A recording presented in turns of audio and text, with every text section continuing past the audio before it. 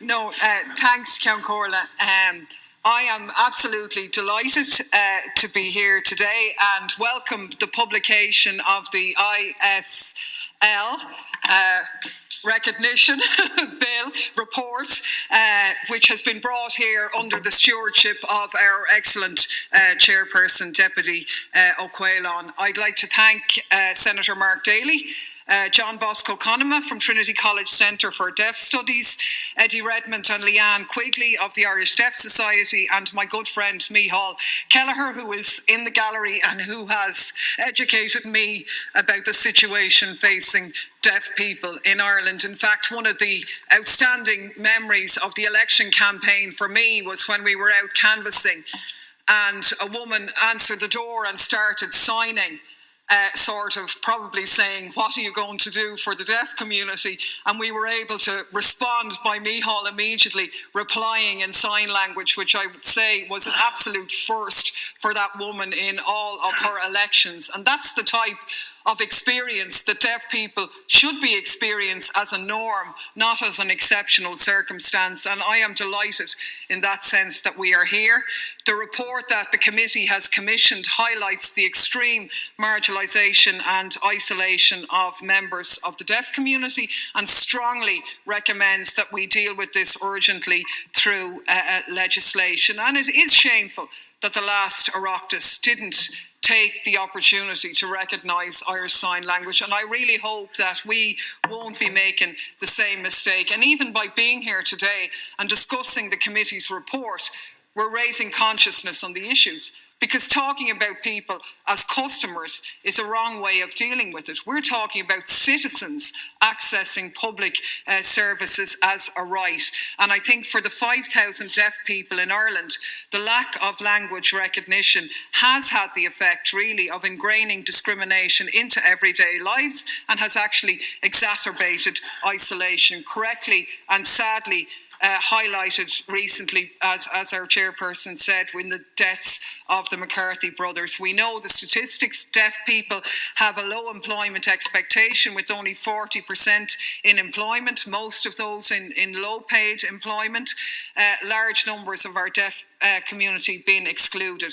We could spend a lot of time talking about the areas, and in fact the report, I think, highlights very well the need, for example, to have interpreters in judicial proceedings.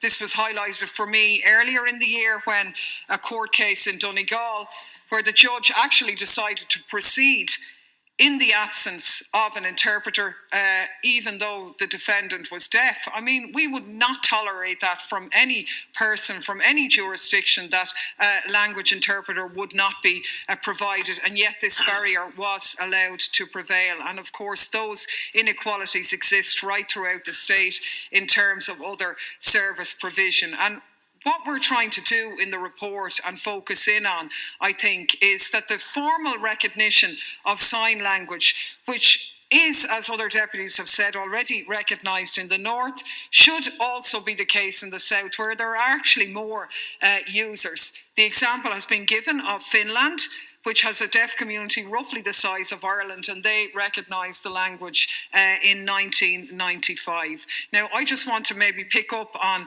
some of the points made by Deputy Connolly, and the most important aspect of the report, as far as I'm concerned, is the recognition of Irish Sign Language as a language, and educating ourselves as to what that means. I mean, Clause 4 of the bill moved by Senator Mark Daly last month in the Shannon, to my mind, goes to the heart of this issue. We're talking about a language in its own right. It's not a substitute. It's not a tool for disability.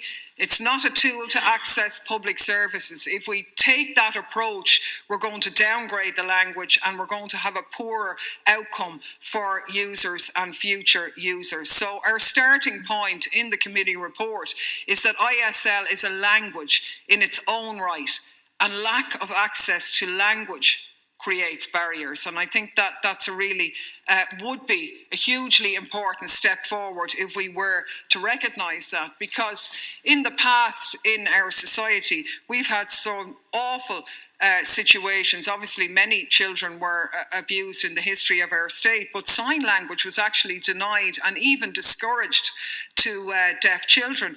We've had stories of deaf children with their hands tied behind their back to force them into stopping signing, as if like you'd be forcing them into a verbal language or something. Absolutely crazy. We were talking to Deputy Shortall on the way over, who was a trained teacher, taught in schools for deaf children, but was prevented from learning sign language because the state discouraged its use. And we have to say that that caused lifelong communication problems for deaf people and their families, and it is a horrible part of our history and one that we should learn from and not repeat, because the learning of sign language, like any other language, really needs to be developed as early as possible. We don't wait for our children to be teenagers or adults before we expose them to the language, and deaf children should be just the same as hearing children are in that regard.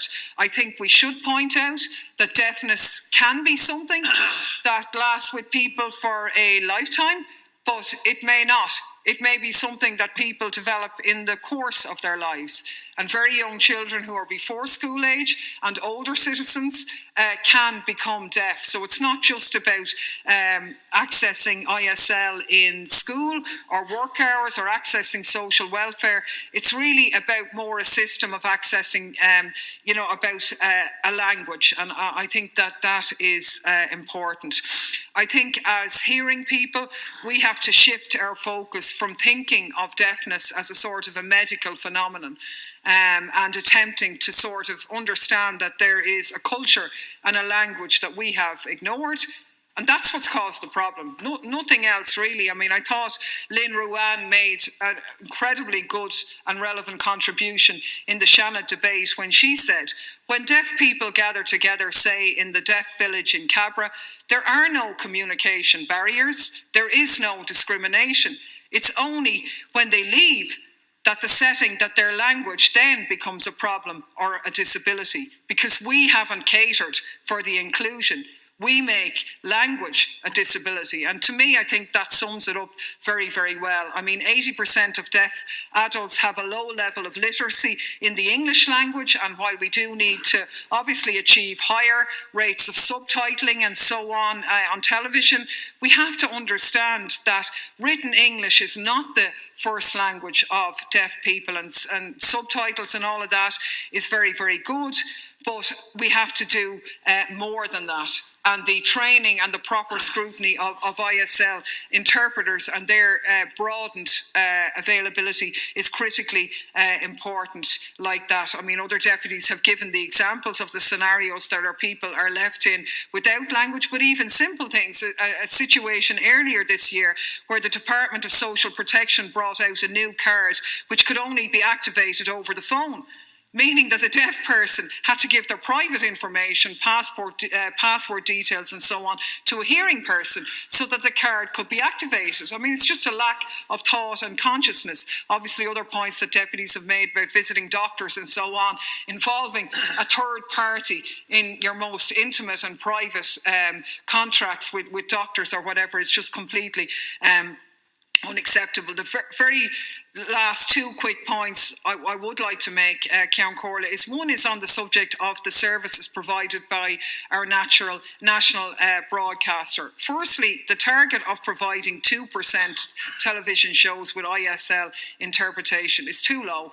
And it's really actually insultingly low and is indicative of the lack of focus on this. I think the cancellation of the hands-on TV programme, again, is something that the deaf community feel badly about. And I think the use of interpreters on RTE is low. It's late at night.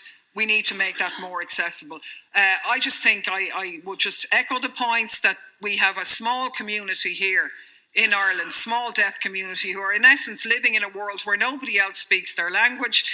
Governments haven't invested the amount of money necessary to rectify and change their quality of life. We are going to be given that opportunity in the course of this Dáil, thanks to the fact that the bill has gone through second stage in the Senate, and I really hope we won't be wanting this time round.